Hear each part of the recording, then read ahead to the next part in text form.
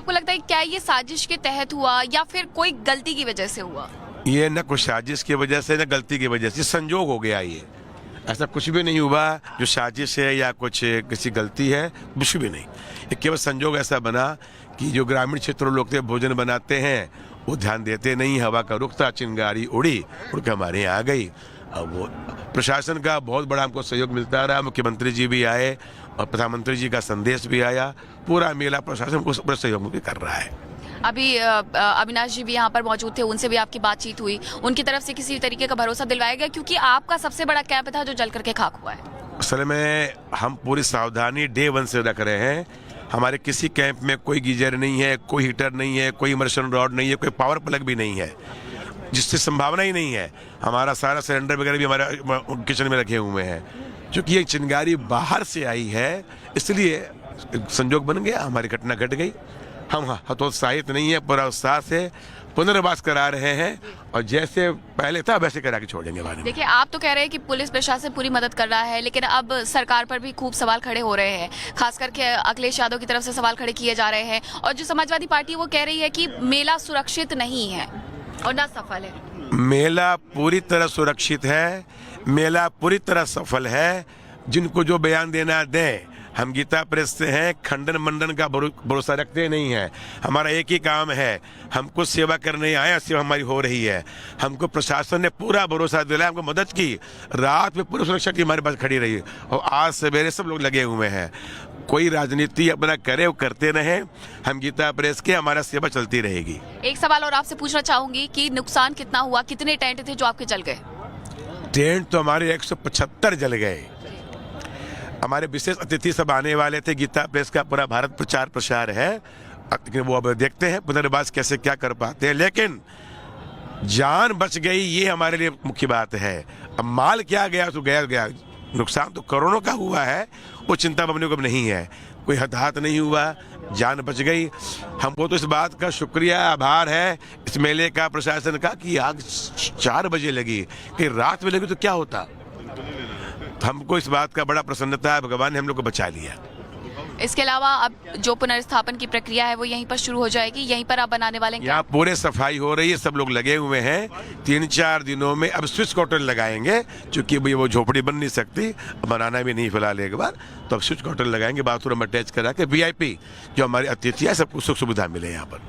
बहुत धन्यवाद रिपब्लिक भारत से बातचीत करने के लिए। देखिए, तस्वीरें भी मैं आपको एक बार दिखा देती हूँ जहाँ पर ये आग लगी थी। देखिए, इनकी तरफ से कहा गया है, गीता प्रेस गोरखपुर के ट्रस्टी है कृष्ण कुमार खेमका, जिनका ये कहना है कि यहाँ पर जो आग लगी थी वो मात्र एक संजोग था। हाँ, चिंगारी बाहर से आई थी लेकिन आग भड़क गई क्योंकि उस वक्त जो हवा थी वो उसका रुख ज्यादा हो गया था। हवा का रुख होने की वजह से ये चिंगारी और भड़कते गई। लेकिन पुलिस प्रशासन का वो बहुत धन्यवाद कर रहे हैं कि जिन्होंने वक्त रहते आग पर कंट्रोल कर लिया, आग और नहीं फैल पाई। क्योंकि ये दोनों ब्रिज के बगल में बीच में गीता प्रेस गोरखपुर का जो कैंप है वो स्थापित था और उसी वक्त यहाँ से ट्रेन गुजर रही थी। वो जो मंजर था वो देखने लायक था कि किस तरीके से वहां से जो ट्रेन गुजर रही है और आग लगभग 70 से 80 मीटर बची हुई है। यानी ट्रेन गुजरने के साथ साथ रेलवे स्टेशन से भी, रेलवे से भी समन्वय यहाँ पर स्थापित किया गया था कि उस वक्त के लिए जो ट्रेनें गुजर रही है उन्हें वहां पर रोक दिया जाए। लेकिन ये तस्वीरें अपने आप में बताने के लिए काफी है कि देखिए यहाँ सब कुछ जलकर खाक हो गया है। कई ऐसे लोग थे जो उसके बाद आए, उनके पैसे थे जो जले हुए पड़े हुए थे। लोगों ने आइडेंटिफाई करने की कोशिश की कि जहां पर आग लगी थी क्या उस जगह पर उनका सामान अभी बचा है या नहीं बचा है, लेकिन जले हुए कपड़े और जले हुए पैसे ही बरामद किए जा सके।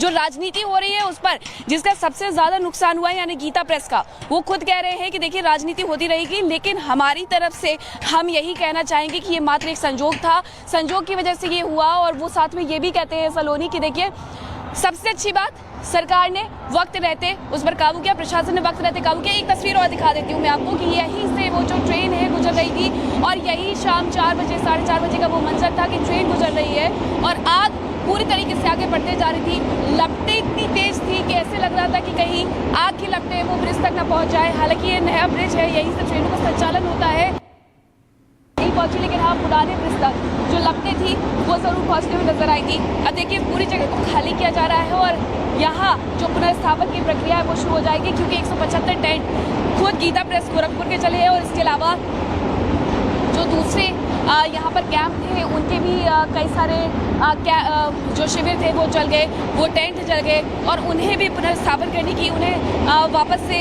बसाने की जो कोशिश है वो यहाँ पर की जा रही है। प्रशासन के द्वारा पूरी मदद मुहैया करवाई जा रही है। कल रात उनके रुकने का, खाने की जो व्यवस्था है वो की गई थी सलोनी। बिल्कुल मीनाक्षी, यहाँ पर सवाल है कि जो नुकसान हो गया वो हो गया, अब उसकी भरपाई होनी है, पुनर्स्थापन की बात हो रही है। कैसे होगा, कितना जल्दी होगा और क्या नुकसान का आकलन किया गया अब तक? बिल्कुल, देखिए अगर हम नुकसान का आकलन करें तो लगभग 2 से 3 करोड़ रुपए का यहाँ नुकसान हुआ है, क्योंकि गीता प्रेस गोरखपुर का जो एक पूरा गीता प्रेस गोरखपुर की किताबें हैं वो रखी हुई थी, उनके 175 टेंट थे वो जल करके खाक हो गए, लोगों का सामान था वो जल करके खाक हो गया। मेला प्रशासन की तरफ से भी दरअसल ये कहा गया है कि लगभग 1 करोड़ रुपए का जो नुकसान है वो इस पूरे घटनाक्रम में हुआ है, लेकिन ये नुकसान उससे कहीं ज्यादा हुआ है, क्योंकि अभी भी यहाँ जो जले हुए निशान है, जो तस्वीरें में फैली हुई थी और लगभग ये 200 से 300 मीटर का पूरा क्षेत्र था जिसे आग ने अपनी जद में ले लिया था।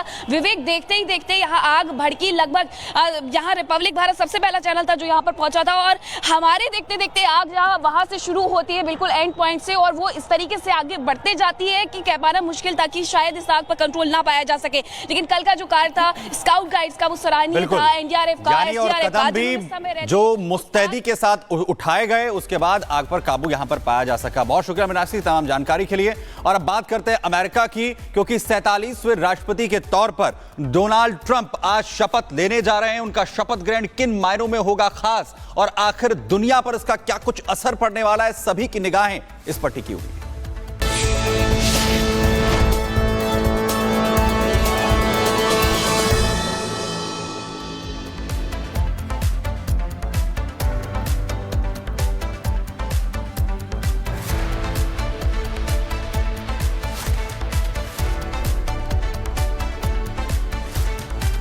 तो बड़ी जानकारी, अमेरिका में अब डोनाल्ड ट्रंप का शासन चलने वाला है और इसको लेकर आज शपथ ग्रहण होने वाला है। वो तस्वीरें भी सामने आने वाली हैं।